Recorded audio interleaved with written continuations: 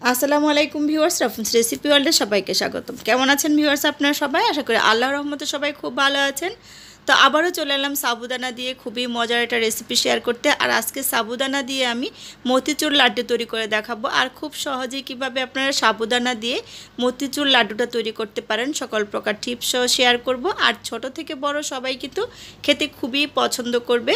একবার হলে আপনারা এই লাড্ডুটা ট্রাই করবেন। তাহলে চলুন মূল রেসিপিতে। তো প্রথমে আমি সাবুদানা নিয়ে নিয়েছি এখানে 1 কাপ। ছোটো দানার সাবুদানাটা নিয়েছি আমি। আপনারাও চেষ্টা করবেন ছোটো দানার যে সাবুদানাটা সেটা নিতে। তো সাবুদানাটা এখন আমি পরিষ্কার পানি দিয়ে খুব সুন্দর করে কিন্তু পানি পাল্টিয়ে 2-3 বার ধুয়ে নিব। অবশ্যই কিন্তু সাবুদানাটা খুব ভালোভাবে ধুয়ে নেবেন। তো এখন আমি পানিটা পাল্টিয়ে আবারও পরিষ্কার পানি দিয়ে ধুয়ে নিব। আর আলতো হাতে করবেন এই কাজটা, না হলে কিন্তু সাবুদানাগুলো গলে যাবে। তো আমি খুব ভালোভাবে ধুয়ে পানিটা ঝরিয়ে নিয়েছি।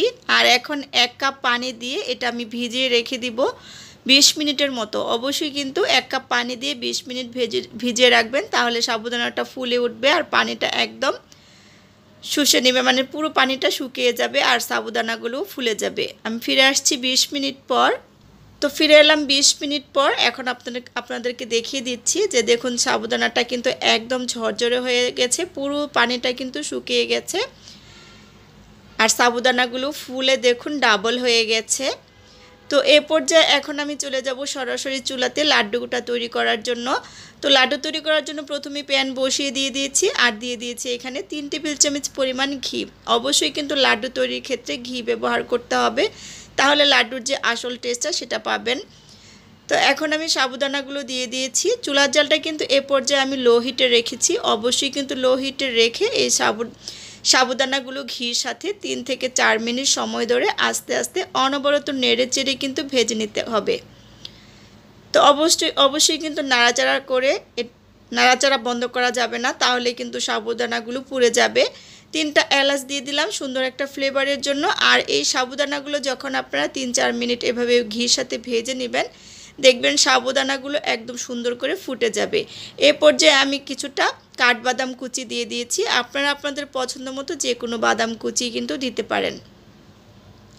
আবারও খুব সুন্দর করে নেড়ে চেড়ে আমি এটা ভেজে নিচ্ছি ঘির সাথে।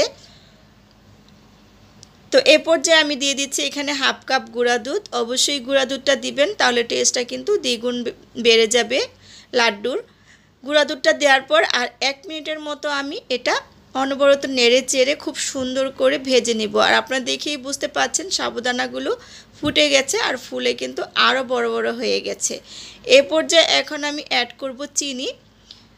অল্প একটু লবণ দিয়ে দিয়েছি আমি, আর দিয়ে দিচ্ছি চিনি। আমি এখানে 1/2 কাপ চিনি দিয়ে দিয়েছি। আপনারা আপনাদের পছন্দ অনুযায়ী, মানে আপনাদের টেস্ট অনুযায়ী চিনিটা বাড়িয়ে কমিয়ে দিতে পারেন, এর থেকে বেশিও দিতে পারেন যদি মিষ্টি বেশি খেতে পছন্দ করেন। চিনিটা দেওয়ার পর অনবরত নেড়ে চেড়ে এটা আমি জাল করে নিব। চুলার জালটা কিন্তু আমার লো হিটেই আছে। আর চিনি দেওয়ার পর কিন্তু এটা পানি ছেড়ে দিবে আস্তে আস্তে। এ পর্যায়ে সুন্দর একটা কালারের জন্য এখানে আমি অরেঞ্জ ফুড কালার দিয়ে দিচ্ছি। আপনারা চাইলে এটা স্কিপ করতে পারেন, তবে লাড্ডু তৈরির ক্ষেত্রে কিন্তু অবশ্যই একটু কালার দিলে লাড্ডুগুলো দেখতে সুন্দর লাগে। যেরকম আমরা যখন দোকান থেকে লাড্ডু কিনে খাই, সেই লাড্ডুগুলোও কিন্তু এরকম সুন্দর কালার দেওয়া থাকে। দেখুন চিনির পানি কিন্তু উঠে এসেছে আর আস্তে আস্তে এটা আমি জাল করে নিব অনবরত নেড়ে চেড়ে, যতক্ষণ না পর্যন্ত এটা একদম চিনি শিরাটা শুকিয়ে যাচ্ছে। দেখুন চিনির শিরাটা কিন্তু মোটামুটি শুকিয়ে গেছে। এটা অনবরত নেড়েচেড়ে আমি আরও জাল করে নিব। এমনভাবে জাল করে নিতে হবে দেখবেন এরকম একটা ডোর মতো হয়ে যাবে, প্যানের গা থেকে ছেড়ে দিবে। ঠিক সেই পর্যায়ে বুঝে নিতে হবে যে এটা একদম লাড্ডু তৈরির জন্য পারফেক্টভাবে হয়ে গেছে। আমার কিন্তু এটা হয়ে গেছে। আমি এটা এখন চুলা থেকে নামিয়ে নিব। নামিয়ে তারপর বড় একটা পাত্রে ছড়িয়ে দিব যাতে ঠান্ডা হয়ে যায়। তো প্লেটে আমি ঘি ব্রাশ করে নিয়েছি আগে থেকে, এখন ছড়িয়ে দিচ্ছি কিছুটা ঠান্ডা হওয়ার জন্য।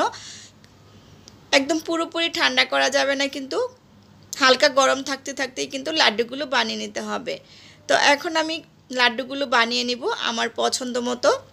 আপনারা চাইলে বড় ছোট করে বানাতে পারেন এর থেকে। আর আমি এলাচগুলো কিন্তু উঠিয়ে ফেলে দিয়েছি। আর খুব সহজেই কিন্তু দেখুন লাড্ডু শেপ দিয়ে এই লাড্ডুগুলো বানানো যাচ্ছে। সাবুদানা যেহেতু আঠালো থাকে আর লাড্ডুর শেপগুলোও কিন্তু খুব সহজেই দেওয়া যায়।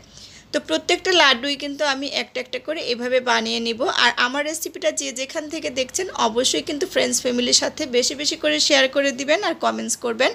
আপনাদের সুন্দর সুন্দর কমেন্টস আমার কাজে অনুপ্রেরণা যোগায়। আর আপনারা কীরকম রেসিপি দেখতে চান অবশ্যই কিন্তু আমাকে কমেন্টস করবেন। তো আমি আরও একটা বানিয়ে দেখাচ্ছি আপনাদেরকে। দেখুন আমি আরও একটা বানিয়ে নিয়েছি। আর এভাবে সবগুলো লাড্ডু বানিয়ে আমি একটা প্লেটে পরিবেশন করে নিচ্ছি। আর প্রত্যেকটা লাড্ডু বানানোর পর আপনারা দেখি বুঝতে পারছেন যেটা কতটা লোভনীয় হয়েছে। যারা সাবুদানা খেতে পছন্দ করেন আশা করি আমার আজকের এই লাড্ডুর রেসিপিটা আপনাদের অনেক বেশি ভালো লাগবে। আর আপনারা একবার হলেও ট্রাই করবেন, ফ্যামিলি আর পরিবারের সবাইকে বানিয়ে খাওয়াবেন। একবার খাওয়ার পরে কিন্তু আপনার কাছে খেতে চাইবে, কারণ এটা খেতে এতটা মজার হয়। আর এটা যখন ঠান্ডা হয়ে যাবে তখন কিন্তু আরেকটু শক্ত হয়ে যাবে। তো আমার রেসিপিটা ভালো লেগেছে, ভালো লাগলে আমার চ্যানেলটা সাবস্ক্রাইব করে পাশে থাকা বেল আইকনটা ক্লিক করে দিবেন। আর যারা ফেসবুক পেজ থেকে দেখবেন আমার পেজটা ফলো দিয়ে রাখবেন। আজকের মতো বিদায় নিচ্ছি, আবারও দেখা হবে নতুন কোনো রেসিপি নিয়ে। সে পর্যন্ত সবাই ভালো থাকবেন, সুস্থ থাকবেন। আল্লাহ হাফেজ।